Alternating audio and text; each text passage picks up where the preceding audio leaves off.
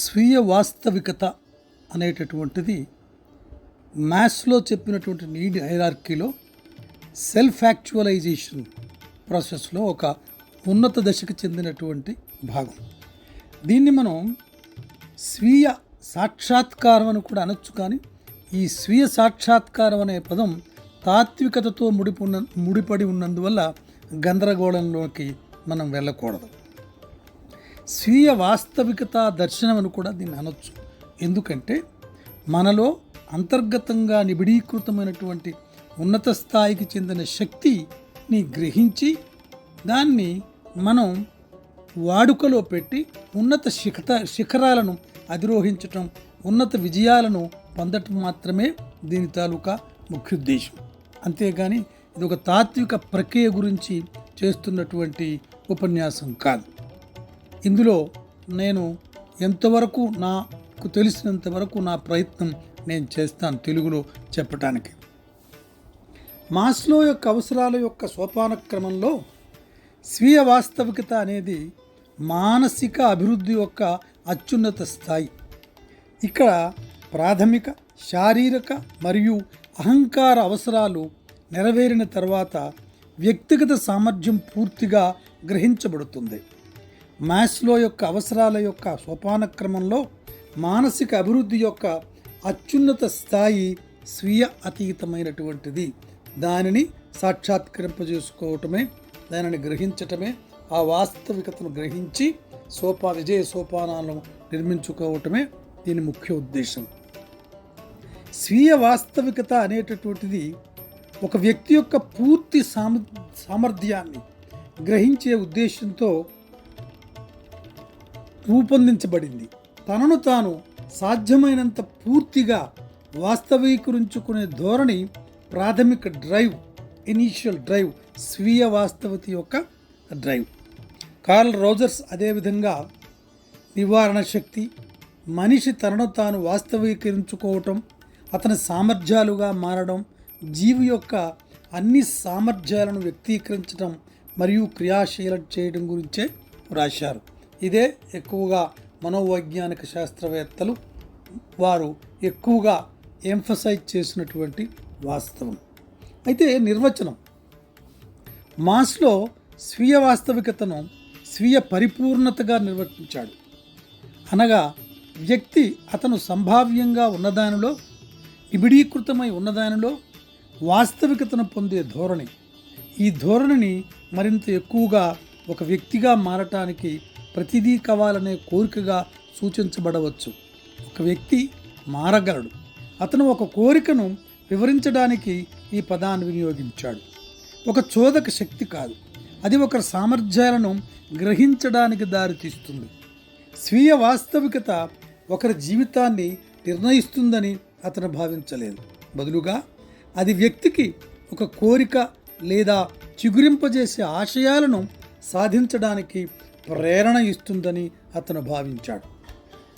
స్వీయ వాస్తవికత గురించి మాస్లో యొక్క ఆలోచన సాధారణంగా ఒకరి సామర్థ్యాన్ని పూర్తిగా గ్రహించటం మరియు ఒకరి నిజమైన స్వీయ శక్తిని వ్యాఖ్యానించబడుతుంది.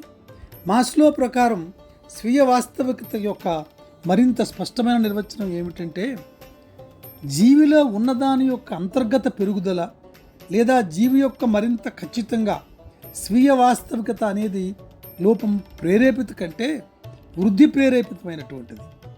మాస్లో యొక్క అవసరాల యొక్క ఇతర దిగువ అవసరాలు సంతృప్తి చెందే వరకు స్వీయ వాస్తవికతను సాధారణంగా చేరుకోలేము అనే వాస్తవాన్ని ఈ వివరణ నొక్కి చెప్తుంది.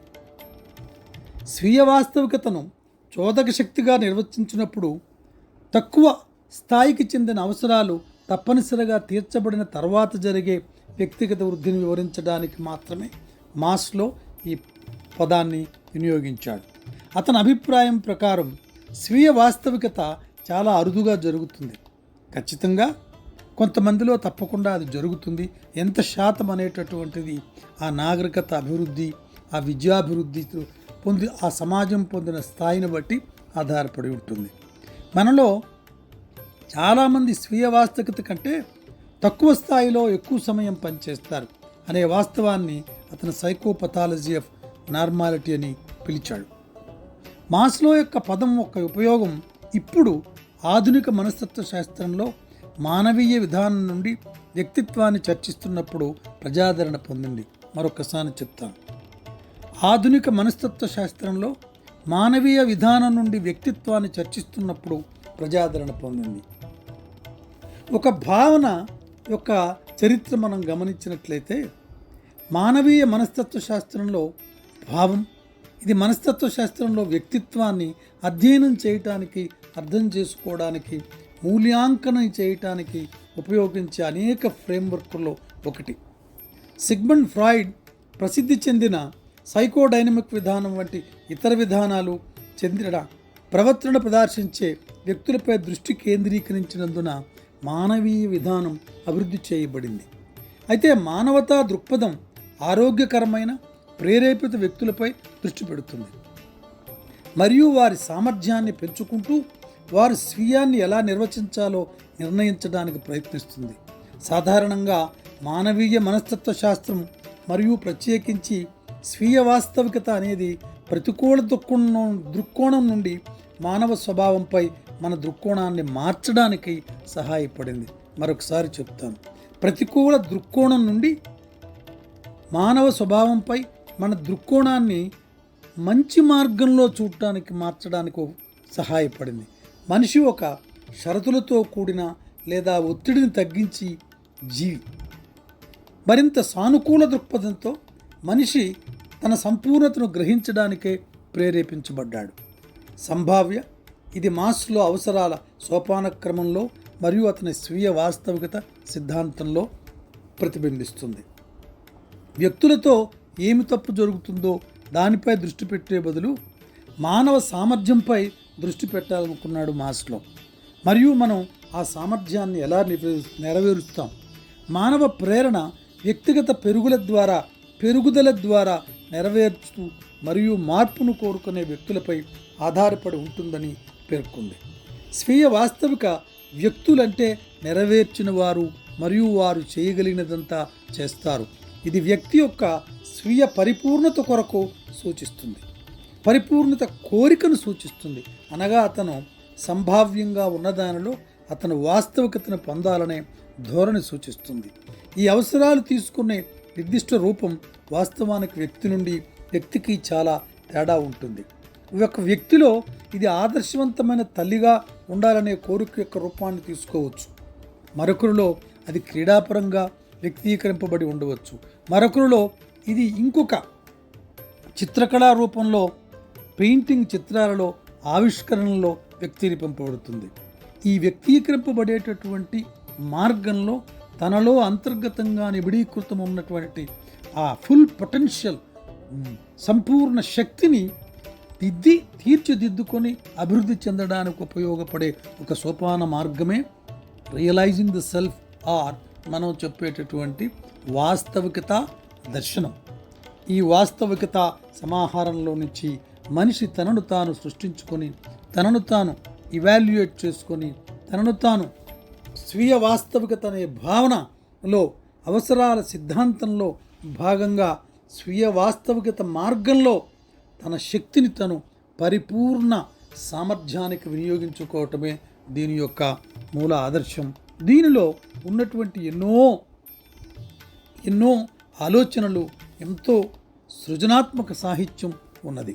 అయితే సిద్ధాంతం సాధారణంగా చాలా దృఢమైన సోపానక్రమం వలె చిత్రీకరించబడినప్పటికీ ఈ అవసరాలను తీర్చే క్రమం ఎల్లప్పుడూ ప్రామాణిక పురోగతిని అనుసరించదని మాస్లో పేర్కొన్నాడు. ఉదాహరణకు, కొంతమంది వ్యక్తులకు ప్రేమ అవసరం కంటే ఆత్మగౌరవం అవసరం చాలా ముఖ్యమైనదని అతను కోరుకున్నాడు. ఇతరులకు సృజనాత్మక నెరవేర్చుకోవటం అవసరం, చాలా ప్రాథమిక అవసరాలను కూడా వారు అధిగమిస్తారు. అందువల్ల మాస్లో చెప్పినటువంటిది ఒక మంచి మార్గం. మాస్లో సిద్ధాంతం ప్రతిపాదించినటువంటి సూత్రీకరణలు సంపూర్ణంగా వర్తిస్తాయా, వర్తించకపోతాయా అనేటటువంటి చర్చోపచర్చలు జరిపి మనోవైజ్ఞానిక శాస్త్ర సిద్ధాంత చర్చల్లోకి వెళ్ళే కంటే ఆయన సూచించినటువంటి ఈ సోపాన చర్చ ఒక చక్కనైనటువంటి విధానం. మనలో అంతర్గతంగా నిబిడీకృతమైనటువంటి శక్తులను గ్రహించి పరిపూర్ణతకు తీసుకువెళ్ళేటటువంటి ఒక చక్కని సోపాన మార్గం. దీని ద్వారా గొప్ప సృజనాత్మకత సాధించవచ్చు. అరుదైన ఘనకార్యాలను మనిషి సాధించగలుగుతాడు. Thank you very much.